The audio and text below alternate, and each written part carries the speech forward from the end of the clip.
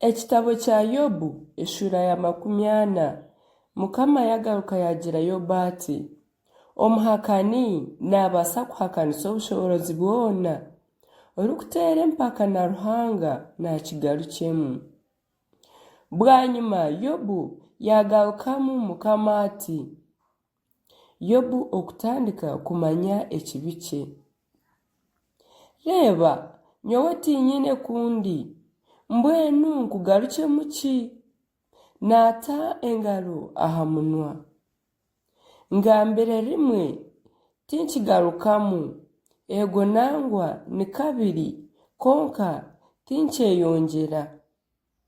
Bwanyuma Mukama yagarukamu Yobu omuyaga mwingi gw'akasorora ati, yezirike mashiija, naza kukubuuza niwe ngambire.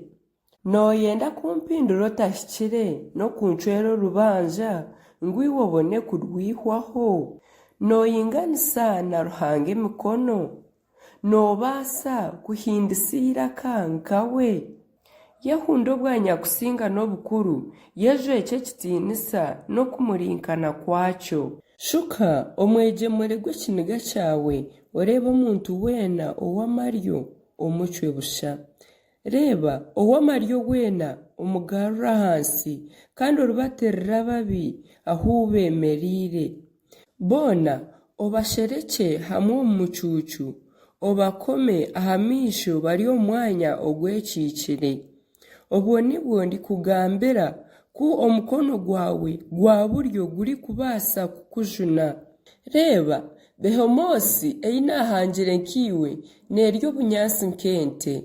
Reba amaani g'omu bishohoro byayo, n'amaani g'enyama z'ebikamba by'enda yaayo.